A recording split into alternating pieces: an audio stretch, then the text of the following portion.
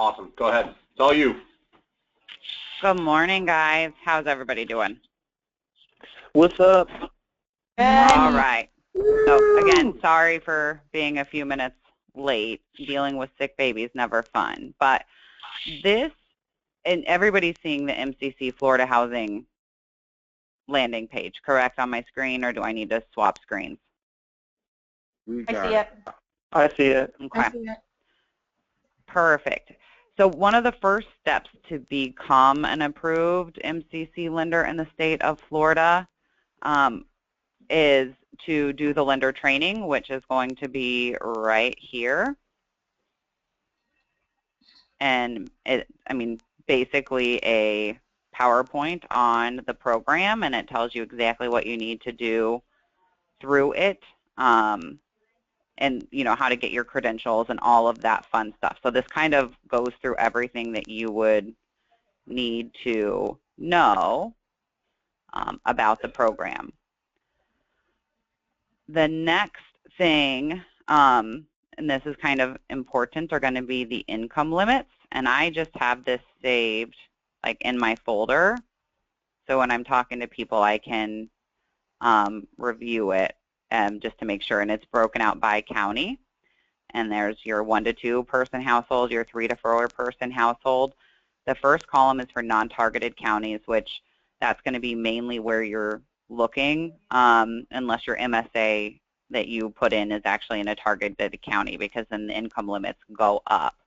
So where I'm at, I have an income limit of $63,460 for a 1 to 2, and then $69,960 for a 3 to 4 person household. Sorry, $72,979. So that's easy enough. And then purchase price limits, I never thought that this was going to ever come into play, but it did for me, because I didn't look at this on a file, and unfortunately we closed it. And now the loan's been sold on the secondary market and everything, but the MCC that we used for qualifying was never issued because my purchase price was over $262,316. So this is something that you want to make sure that you're looking at. I didn't think it would ever matter, but it does come into play. Kristen, how do you know where the targeted areas are in a county? Well, there's not going to be any where, this is Robin, right? Yes, it's Robin. There's none in our area, in the Orlando, Kissimmee area. But ultimately speaking, in a file, when the processor does the geocoding, let me just try to find one.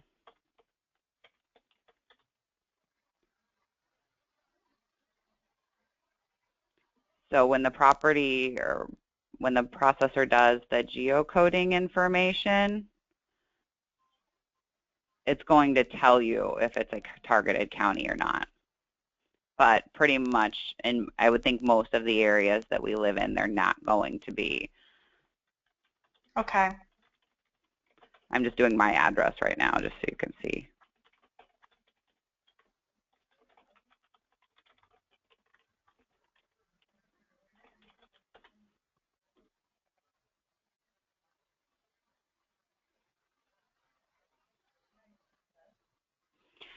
So you would take the geocode information, and then in Florida's or MCC's website, I will show, or I'll send it out after this, and it'll tell you like the census tracts that are targeted. So like my house is the census tract 312.04, and it's not a targeted county, but I can show you guys that. That's something Aaron and I actually just worked on recently because I needed it for the loan that we couldn't sell, but it didn't quite work. Okay. And then the lender guide, this is something that I go to quite a bit as far as just for one-off, two-off type questions. But this is really good reading material. It talks about the program and when it was established and why it was established. Charles Jones, really awesome guy, wealth of information, but he's one of the main contacts along with Michelle Nix. So if you ever have like specific questions, they respond to email very, very well. But they have all the definitions of the program throughout here, so that helps. And then it just kind of goes into income calculations and then the income limits again, other income, because one of the things with MCC is it's kind of like USDA. They have like qualifying income and then they have projected income. So if somebody, even though they don't have a 2-year history of working overtime, and we can't use that for qualifying, if over the last 6 months they've had a history of working that much overtime, then it could potentially disqualify them from MCC because of what they're making now, because it's kind of based on projected income. So that's one thing you have to take into consideration too. Inside the lender portal, once you've done your training, you'll get credentials to log into the portal, and this is where you create your reservations for the program. And there's a bunch of information. So if you wanted to, and then everybody sees, like, this is, I mean, all of Aaron's files that he's done them on, all of my files, all of, it's all of our companies under the same portal. So it's not like you're just going to log in and only see your own clients. But if you need, when you go to create a new reservation, like when you're sending out your RESPA documents, if you're doing MCC on a file, then you have to create a reservation because there's a form that they have to sign, or a couple forms that they have to sign. So it really is just data entry, and the fact that it doesn't take anybody, I mean, anybody could enter the information, but it's basically one screen. So you fill out all of your information, go to reserve this loan, and then once it's reserved, a bunch of information will pop up. And of course, I didn't want to do that, but so we'll go to one that's already done just so you can kind of see. So like Cynthia thought, this is one of my files. Once it's reserved, once you've filled out your whole reservation, then this is where you're going to pull your documents, or some of the documents that you need to send to the client. So there's a recapture brochure because it talks about when the funds, if they will ever be subject to recapture.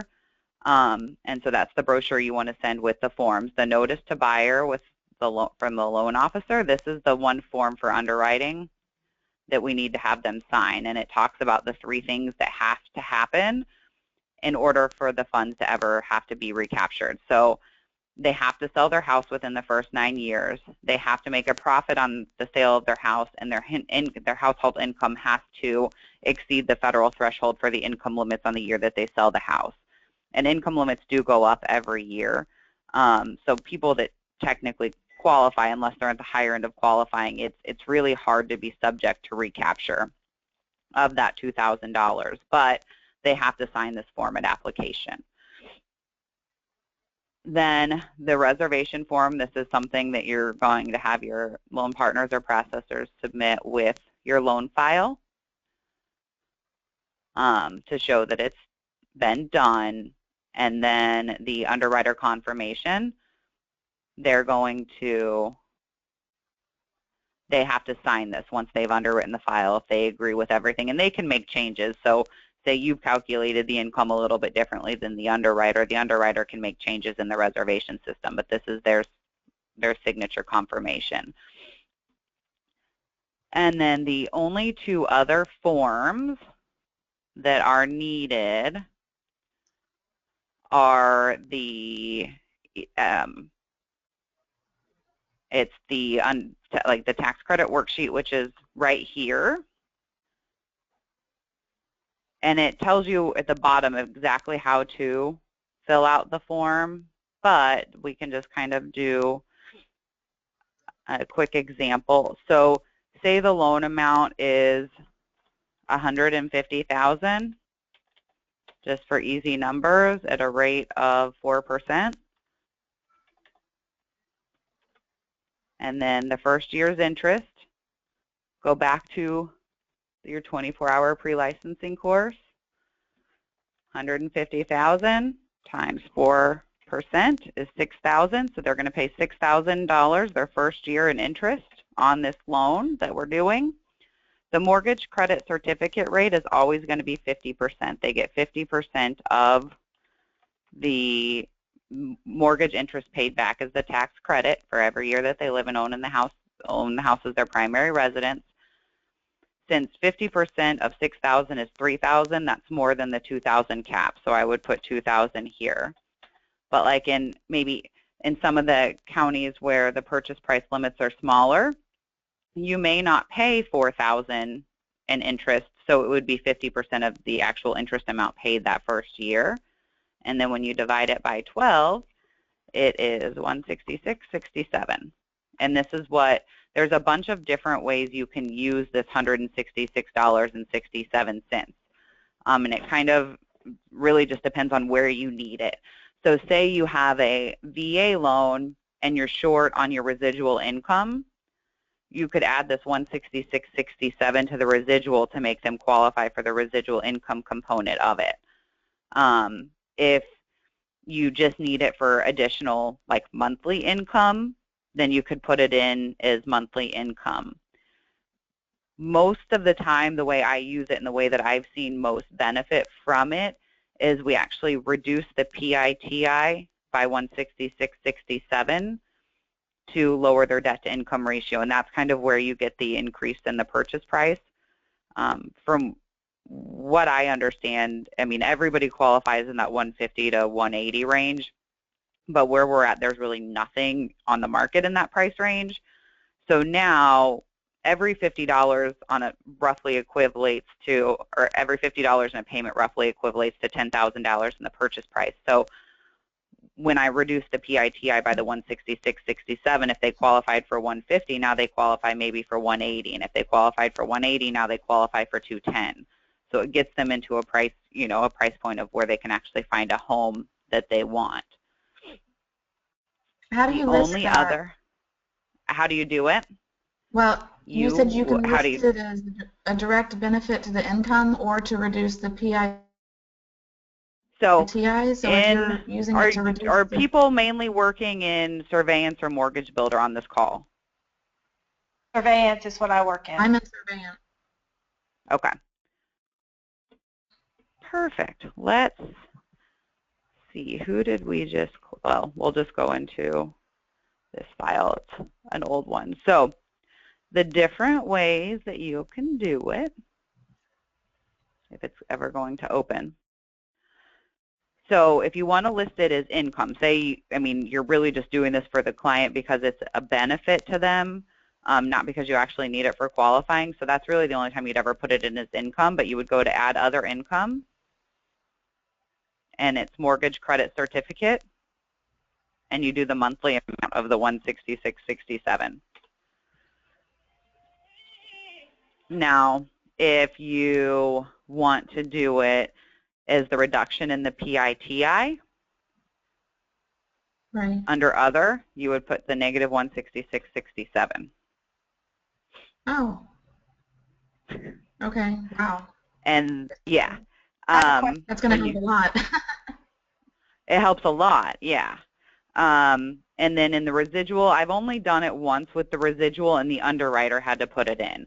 So I'm not 100% sure, but I can check with Karen Strubank on that and see how she did it for that. But when you go to run your findings,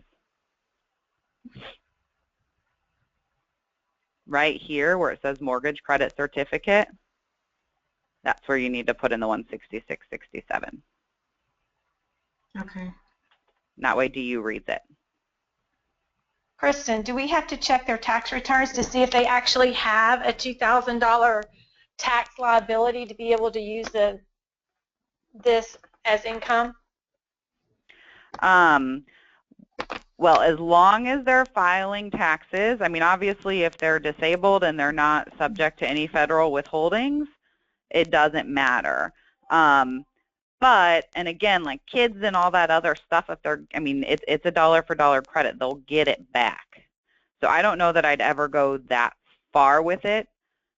Just know that if somebody doesn't have a federal tax liability because they're, you know, disabled, which is one of the only main reasons I can come up with, you wouldn't be able to use it in that case. Sometimes if they have children, the child tax credit will take it even below their tax liability, and they go into getting back their Social Security and Medicaid or Medicare back. Right. So then Hey, they would, Aaron, can I make a comment that on might this be a better section? Yeah, credit Aaron. Yeah, there you go. So I've been using this program for 3 or 4 years now, and it's sort of unique, whereas for this program, they don't really want you to necessarily use income calculation based off of the tax returns. They really are looking at the current year-to-date situation. So, like when you read through the guidelines that Kristen showed you where they're at, it explains how they want income calculated, and it's almost like they want you to, like, you know, annualize whatever the year-to-date is. Now, if they're self-employed, you know, that's going to be tricky. You would have to go off their tax returns. But that's something to keep in mind because, you know, in the very beginning when I started this, I kind of burned myself where people made too much money, and I was going off of, you know, the traditional way that we calculate income for mortgages. And really they're looking at, you know, the current, you know, whatever's showing on their pay stub. And not only that, you know, they're looking for household income. So just because a spouse isn't on the loan, you have to ask, you know, you have to request, if there's like a married couple, you request that I need the tax returns for the last 3 years of everybody who's going to be living in the house, and I need the most recent pay stub from everybody who's working in the house, even if they're on a loan or not. Because you want to check that. You want to check the tax returns to make sure that they don't have mortgage interest that they wrote off in the last 3 years, because that's a red flag to Florida housing, to see if they really are a first-time home buyer by their definition. Okay. Now I was looking not at income but at their tax liability, because this is a tax credit, so you have to have taxes. You have to pay taxes to get this.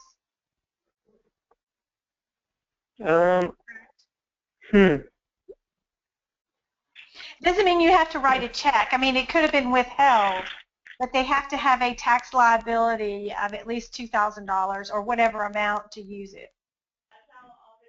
I don't think, I mean, I never ran into that. I was going to say, yeah, I think that, Robin, what you're saying is not incorrect, but nobody ever kind of really takes it that far. I mean, there's a lot of people that get a lot more money back than they ever pay back every year. I mean, doesn't it make you sick seeing people getting $10,000 back that make 40 grand a year? So if they don't use all the, I mean, in the guidelines it'll talk about, you can actually transfer some of it over for up to 3 years. So if they only get a portion of it back this year because that's the rest of their tax liability that they had, they can prorate it forward. Now, do I know how to do any of all that stuff, and do people get into asking those questions? No. I would just really direct them back to Florida Housing for those answers. But, I mean, you're not incorrect in what you're saying. But there's something, I mean, they can also change their withholdings now to maybe 7. Right. It doesn't, I'm not saying it has anything to do with withholdings or what they actually get back or owe. It has to do with their tax liability. What they would actually, because anyone can have more or less withheld. But I'll check it. I know what, okay, never mind. Thank you. I don't even think you need to check into that. I never ran into that stuff. Okay. I have a question. Are you guys saying then that I get a lot of borrowers here because I'm in a low price point that are just on Social Security? Mm-hmm. And they don't file a tax return. So if they don't file tax returns, then they cannot qualify for the MCC? Correct. They can. I think they can. They can. They can? Yes. Yeah. Well, if they're not filing tax returns, how are they ever going to get the tax credit, Aaron? Well, they better start filing going forward if they want to get the tax credit, right? If they don't owe well, any I gotcha, but yeah, there's no taxes owed on that income. Yeah, because I get a lot of, I do a lot of $70,000, $80,000 loans here, so this would help those clients hugely, but they don't file taxes, so. Yeah, that's actually, I don't know, I guess maybe that's a good question to like email that guy Charles on. Mm-hmm. I should email one of those people in the lender guide that you showed us? Yeah, they're like real cool. They probably would call you and just like go over your questions. Okay. But I have to do like I have to go. I'm interviewing someone, but I just want to say like a quick thing on like how I sell this. Because really like what I use this for is to, if someone is shopping me, most likely who they're shopping me with is not a part of this program. So, I can say, okay, so you're going with Chase, they're giving you a 1/4 point lower a month. What is that saving you? Let's calculate it. All right, so they're saving you $30 a month because of a lower interest rate. Well, check this out. Would you rather have the $30 lower payment, or would you rather receive $166.66 every single month that you have this mortgage? Because that's what I'm going to give you. And, it's a no-brainer. They'll go with you. And that's what I use it for. So I think it's just an awesome sales point. A couple things you got to be careful of is, you got to ask for the tax returns for everyone in the house for the last 3 years. You check, make sure there's no mortgage interest written off on it, and they don't allow non-occupant co-borrowers. So you could not do this program if there's a non-occupant co-borrower. And then like the last thing, which I'm sure Kristen would go over, but there's a little trick with this. If you're running into like DTI issues, you can actually use this if they're getting the full credit of $2,000 a year. You can use $166.66 as MCC income. It's in surveillance, so you can just put it in there as income. And a little trick, like with FHA, the guidelines actually allow you to, instead of count the $166 as income, you can actually pull it off the back end ratio. Yeah, like she just showed you, which has saved my ass so many times. So that's all I got. I got to go, guys, but good luck. Thanks, Aaron. Yeah. All right. The only other form, unless you're doing USDA, that you have to submit is and this is the loan officer certification of the income. Again, it's just basic filling out of information, and then notice that this is annual income. I always want to try to put it in as monthly, but they're actually asking for annual income. And so borrower, co-borrower, and any other household members, all different types of incomes that they consider.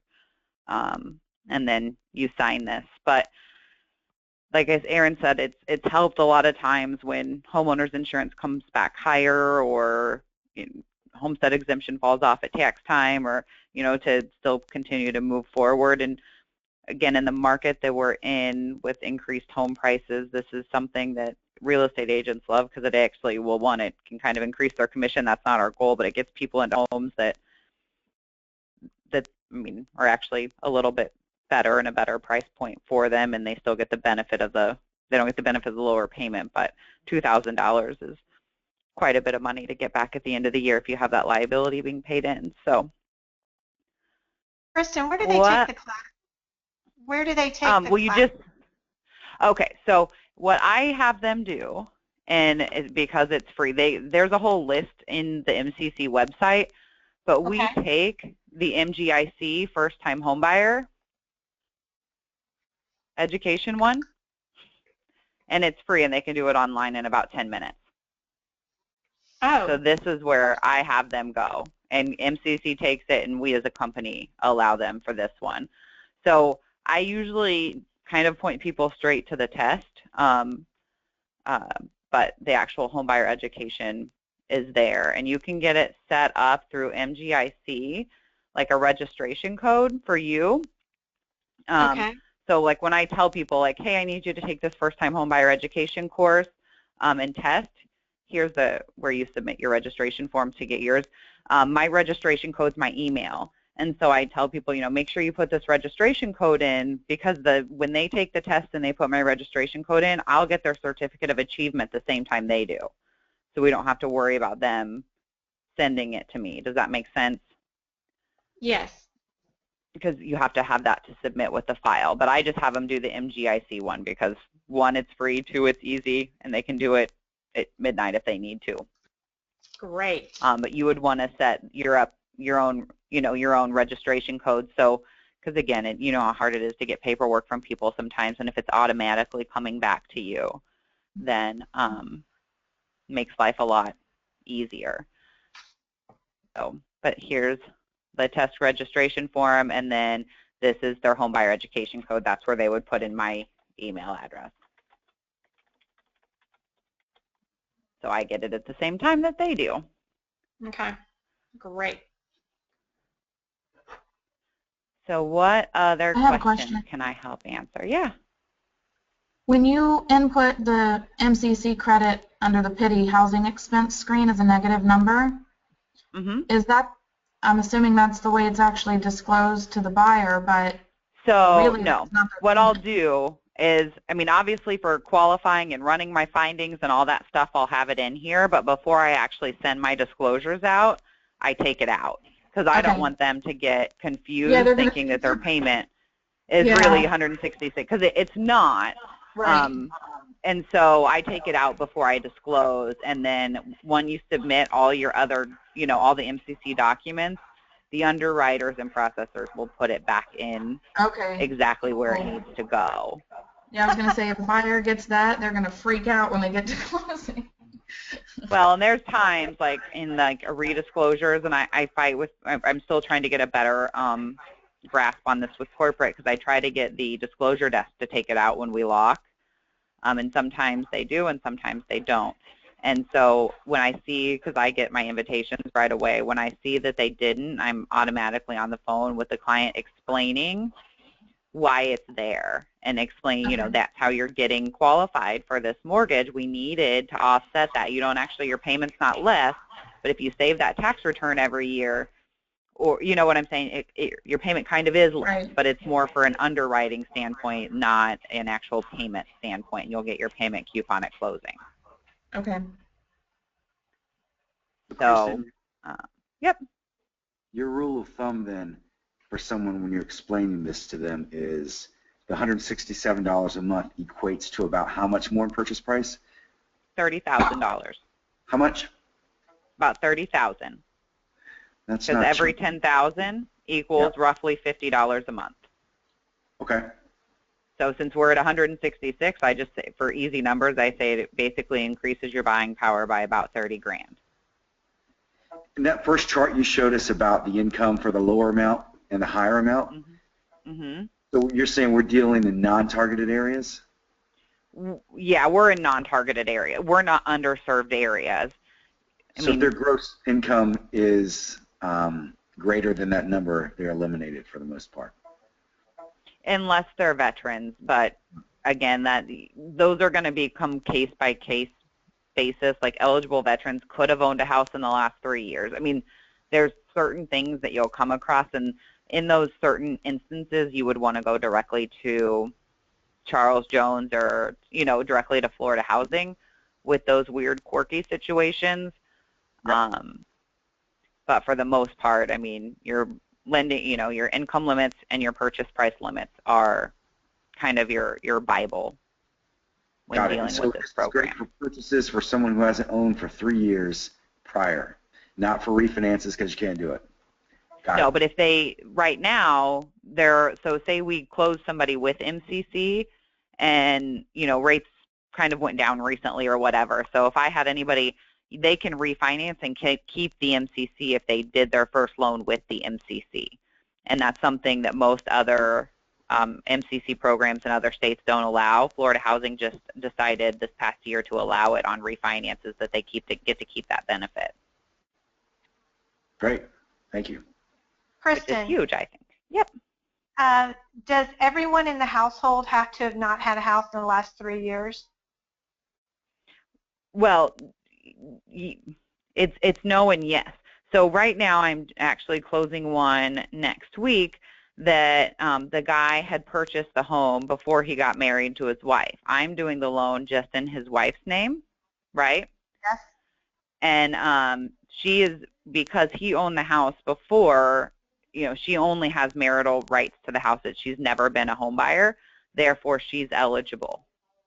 We had to document that she has no ownership interest in the house and all of that stuff, so she's eligible. But I have another one who the lady and her husband were divorced. She never had ownership interest, but he did have her added to title when they got married. They're divorced now. She's not eligible until May of this year because she was actually added as an owner to the home. Does that make sense?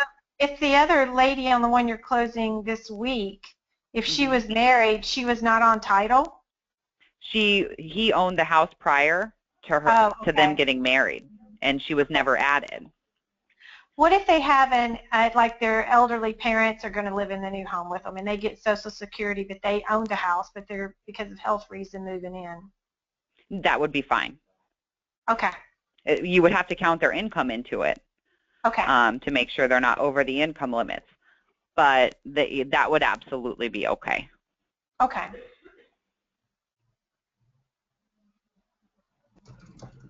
But really, it would just be starting with reading through that PowerPoint, getting your credentials, and when you go through to submit your first one, if you have questions or questions filling out, specific questions, don't hesitate to email me. I mean, I don't want to say I can kind of do these in my sleep now, but once it makes, well, you know what I'm saying, once you get it, once it makes sense, it's just kind of second nature. And I mean, I even do it for people that don't need the benefit, because who doesn't want an extra $2,000 a year if they can get it, Correct. And there's a $500 fee paid, right?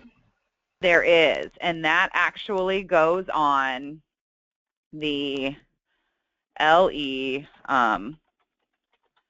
under state under state-specific mortgage fees, like in the there's the recording and tangible tax section, all that stuff. Not in that form. I just want to show you, and I do a lot in Mortgage Builder. I'm sorry, I can go into Surveillance and show it too. But it's right here, state mortgage fees. I don't ever put a payee in. The closing always puts it into Florida Housing, and it's $500. And a lot of times, I kind of factor it into my pricing and then just give a lender credit for it. And if they don't, you know what I'm saying. Nobody ever complains about $500 one-time fee to get $2,000 a year. Right. Okay. But that's where it goes in, is under state-specific mortgage fees in that taxes and government fees section. And just at closing, just so you know, there are a few forms that have to be signed at closing. And I can pull those up rather quickly too, since we're already in the MCC website. So you don't ever have to pull these, but the closers will. And if you go to your closings, it's kind of really important to make sure, because I've sat at a closing where they didn't have the MCC forms, and had I not have been there, MCC will not issue their tax credit without having everything. So just like they had the underwriter confirmation and all of our forms that we had to do before at closing, there's a seller affidavit that has to be signed. And basically it just says that we are selling the home for $130,000. There was, nothing outside of closing, or, no money's taken outside, and it gets signed and notarized by the seller or the builder. And MCC has to have the original one of these back. So it'll go back with the title company in their closing package. So there's the seller affidavit. Then there's a mortgager affidavit. So this is the buyer and the, if to say the spouse lives in the home but is not on the loan, this has to be signed by the spouse as well. So then there's their form that they sign and date, so co-borrower or spouse. Even if the spouse is not the co-borrower, they have to sign this. This holds up getting their MCC issued more often than not. And it does talk, the underwriter certification of their annual income. And then the last one, they have to re-sign the notice to buyer. Again, at closing, that talks about the recapture, the 3 things that have to happen. And all 3 of these things have to happen, which is what makes it difficult for the recapture to ever take place. It's not just one. They have to have all of them to recur, or all of them to happen for them to be subject to any recapture tax of the money. So that's kind of the closing process, and the closers send those out with their package. Okay. But for people that are self-employed for household, for household income purposes, do they look at adjusted gross on the tax return, or are they looking at gross before all of their write-offs? They're looking at adjusted gross after their write-offs, and you can add back in your depreciation and all that stuff just as you normally would. They will want to see, a year-to-date, if a calendar quarter is passed since the last tax return's on file, they will want to see a year-to-date profit and loss. Okay. Is it a and they don't underwrite these up front. Does that make sense? So yeah, they rely a lot on our underwriters. Kind of like USDA. This is very similar. Exactly. Okay. So if I have a client that hasn't filed 2015 taxes yet and they're self-employed, they're going to want a 2015 profit and loss? Absolutely. And our underwriters would want that too. Yeah, I'm just starting to run into that. And then do they care if it's, does it have to be audited by a CPA, or do they care if the client prepares it themselves? No, they don't care. Okay. More than likely, and if you're wanting to use that income for qualifying, it would need to be audited, but they're just going to take a 2-year average for self-employed borrowers. Okay. But they want to make sure, obviously, that the income's not declining, which is why they would be asking for that profit and loss. Right. Or if they're making $1 million now. We can only wish, right? Yeah.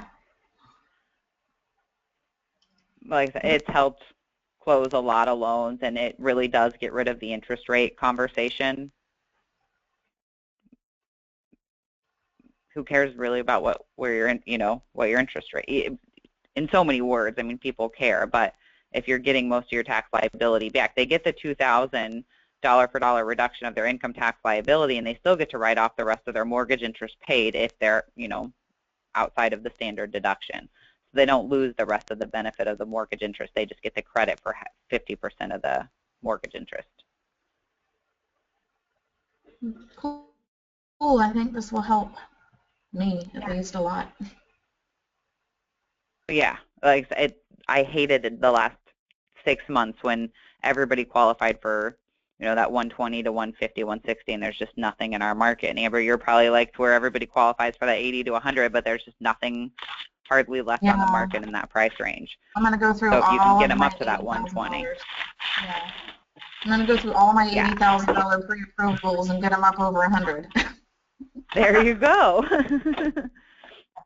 Yeah, it's huge. So, but I'm here to help. So emails are really good, or text messages are really good as far as, 1-off, 2-off questions. But do the training that's on their website and get your credentials, and